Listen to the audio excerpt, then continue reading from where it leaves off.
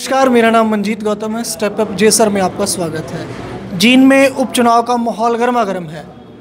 मुख्य रूप से 5 पार्टियों ने अपने उम्मीदवार इस रण में उतार दिए हैं और अब इन उम्मीदवारों की परीक्षा होगी 28 जनवरी को।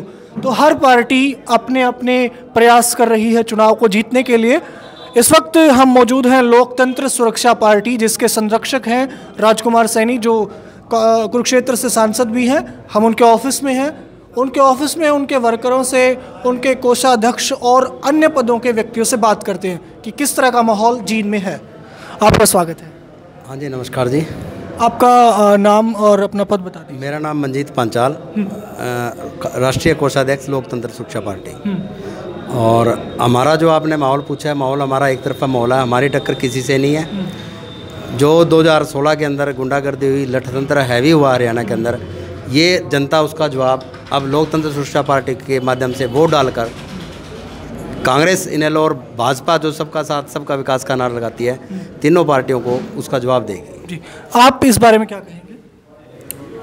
मैं वीरेंद्र स्वामी, राष्ट्रीय युवा अध्यक्ष लोकतंत्र सुरक्षा पार्टी। मैं आपको कहना चाहता हूं कि जिस प्रकार से हिंदुस्तान के अंदर डेमोक्रेसी है, प्रजातंत्र है और चुनाव उसमें सबसे बड़ा महाकुंभ है।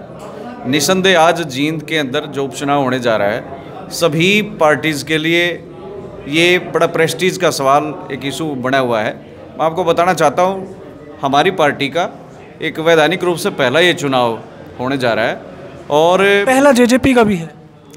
निसंदेह जेजेपी का भी पहले, बट वो एक निर्दलीय के रूप में इलेक्शन लड़ रहे हैं। लेकिन लोगों में उन्होंने जेजेपी कहा। हम चुनाव चिन्ह के साथ चुनाव लड़ रहे हैं। जेजेपी के पास अपना कोई चुनाव नहीं है, एक निर्दलीय प्रत्याशी के रूप में चुनाव लड़ रही है जेजेपी पार्टी।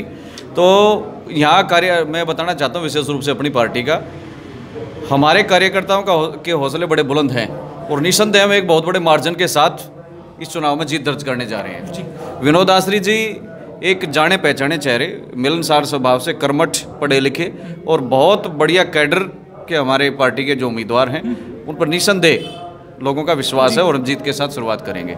कहीं ना कहीं एक जनता की तरफ से या और पार्टियों की तरफ से आपके लोकतंत्र सुरक्षा मंच पर एक आरोप लगता रहता है कि एक स्पेशल कास्ट की पार्टी है, ऐसा कुछ? जी, इसके बारे में यही कहना चाहता हूँ कि जिस प्रकार से हमने जो मैनिफेस्टो जारी किया, उसके अंदर हम सबसे पहले 100% आरक्षण की बात करते हैं, जो कि सभी सर्व समाज के लिए है। एक परिवार एक रोजगार की बात करते हैं, वहाँ पर भी कोई जाति वाली कोई सिस्टम नहीं है। हम बुढ़ापा पेंशन, विधवा और विकलांग पेंशन में भी 5,000 रुपये जो हमने मैनिफेस्टो में रखा है, तो उसके अंदर भी ऐसा नहीं है कि सैनी समाज के जो बड़े बुजुर्ग होंगे उनको हम 5,000 देंगे और बाकी अदर को नहीं देंगे।